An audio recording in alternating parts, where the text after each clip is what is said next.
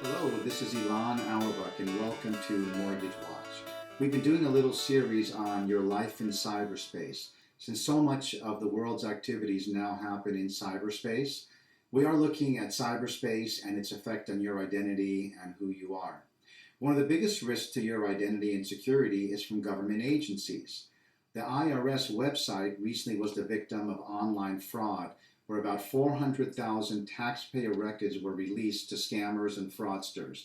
The problem is that the IRS is so poor at helping those affected to clear it up, that makes for a very, very difficult time considering that's where your tax records are kept. 10 days ago, it was revealed that the government personnel office was hacked by foreign workers, probably from China, and about 4 million records were compromised. Just a few minutes ago, the government actually came out and said 20 million records were compromised. That means it's people going back 20 years of security and background checks for government employees, their social security numbers, all sorts of people connected with the government. Their identity has now been compromised.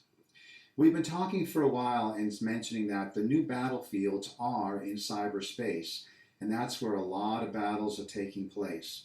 Worldwide, business, finance, personal and corporate communications, the control of power grids, and movement of commodities are all happening online. The larger landscape isn't something we can control, but there are some basic things we can do to take care of ourselves. Number one, I suggest you subscribe to a credit monitoring service. This is probably the best thing you can do.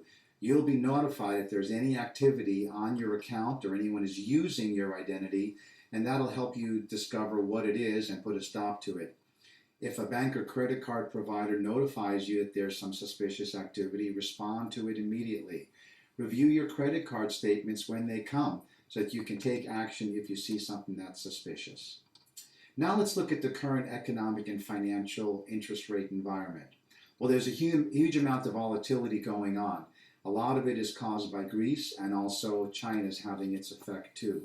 It's further proof of how interconnected the world really is at every moment and in every reach. One day the Greek crisis is going to be resolved and everything is great. The next day it's going to end up in chaos. So we keep whipsawing markets back and forth. China is a little bit of a slower story, but their economy is having some serious headwinds. You may have heard that the Shanghai stock market is getting whipsawed around, and the Chinese government just stepped in with new legal powers that will allow them to control not just the political landscape, but the financial one as well. Well, that's a little scary to a lot of us, and we'll wait and see how long the people in China are willing to put up with all of this control. That's what we're seeing on the world political scene, in addition to some smaller plays going out around the world. Our takeaway for all of this is that the U.S. economic recovery remains a fragile one.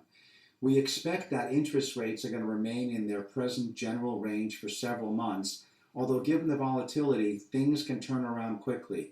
If you're considering buying a home, or you're looking at a refinance or perhaps a line of credit, interest rates remain low, so it's a good time. Just be sure that whatever you're doing, if it involves anything in the financial arena, your financial advisor or consultant keeps a close eye on developments because they're changing hour by hour. We have a new buzzword in our house, and it's called carefree. Everyone's life has so much stress and strain, and there's a lot to be concerned about, but there's also so much to be grateful for. I hope you're able to be grateful for all the wonderful things in your life and try to be as carefree as possible. That's what we're doing.